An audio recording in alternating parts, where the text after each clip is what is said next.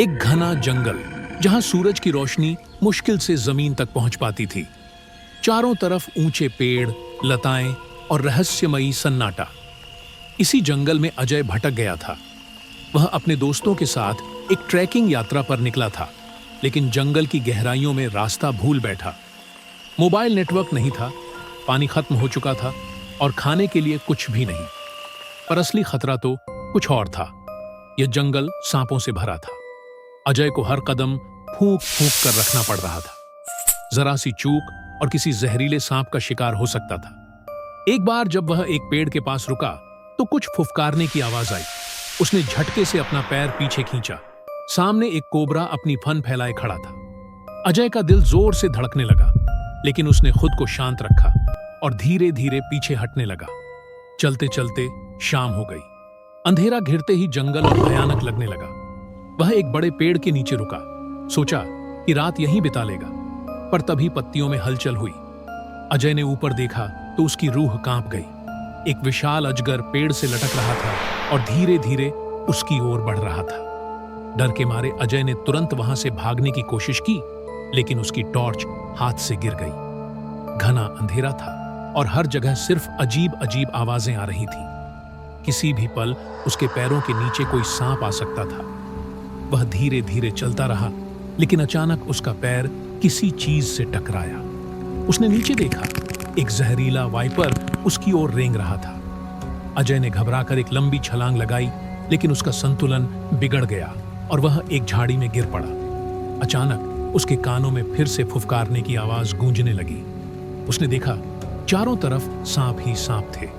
छोटे बड़े, पतले मोटे, रंग बिरंगे, हर तरफ जहरीले रेंगते जीव थे। उसे समझ नहीं आया कि करे तो क्या करे। वह धीरे से खड़ा हुआ और सांस रोके बिना हिले डुले खड़ा रहा। उसके मन में सिर्फ एक ही विचार था, अगर उसने कोई भी जल्दबाजी की तो वह नहीं बचेगा।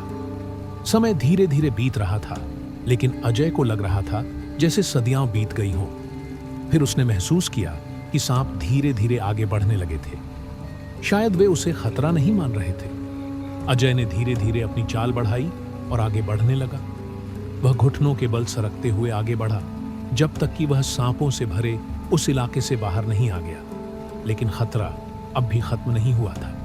रात का अंधेरा गहराने लगा और अजय को भूख प्यास सताने लगी। उसे कहीं भी खाने लायक कुछ नहीं मिला। जंगल में हर जगह डरावनी आवाजें गूंज रही थीं। अचानक दूर से एक नदी की हल्की आवाज सुनाई दी।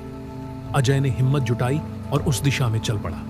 पानी तक पहुंचने के लिए उसे एक दलदली इलाके से गुजरना पड़ा, लेकिन यह आसान नहीं था, क्योंकि दलदल के अंदर कई जहरीले सांप छिपे हो सकते थे। उसने अपनी टॉर्च जलाने की कोशिश की, पर बैटरी खत्म हो चुकी थी।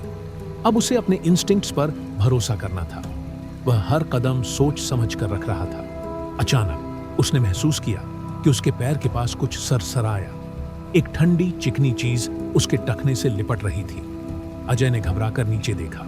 एक बड़ा सांप उसकी टांग से लिपट रहा था। डर और घबराहट से उसका पूरा शरीर कांपने लगा, लेकिन उसने खुद को संभाला। उसे पता था कि अगर उसने हड़बड़ी में कुछ किया तो सांप उसे डस लेगा। धीरे धीरे उसने सांस लेना धीमा किया और अपनी टांग को हल्के हल्के हिलाना बंद कर दिया। सांप ने उसे जकड़ तो रखा था, लेकिन काटा नहीं था। कुछ देर बाद शायद उसे अजय में कोई दिलचस्पी नहीं रही और वह सरकता हुआ चला गया।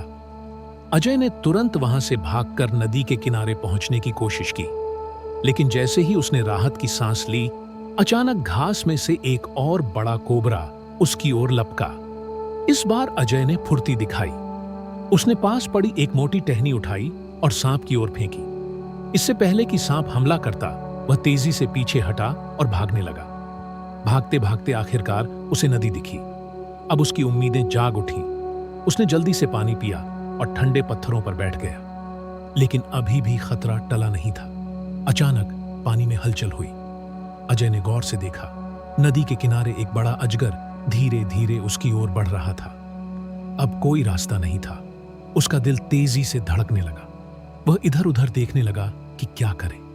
तभी उसे एक बड़ा पेड़ दिखा, जिसकी डालियां नदी के ऊपर झुकी हुई थीं। उसने बिना सोचे समझे दौड़ लगाई और पेड़ पर चढ़ गया। अजगर नीचे से उसे घूर रहा था, लेकिन अब वह सुरक्षित था। रात बीती और सुबह की रोशनी फैली। अजय ने ऊपर से देखा तो दूर जंगल के किनारे धुआं उठ रहा था। शायद कोई गांव या कैंप था। अब वह बच सकता था। हिम्मत जुटाकर वह पेड़ से उतरा और तेजी से उस दिशा में बढ़ने लगा। कुछ घंटे बाद वह जंगल से बाहर आ गया, जहां कुछ आदिवासियों ने उसे देखा और बचा लिया। उसने राहत की सांस ली। वह इस भयावह रात को कभी नहीं भूल सकता था।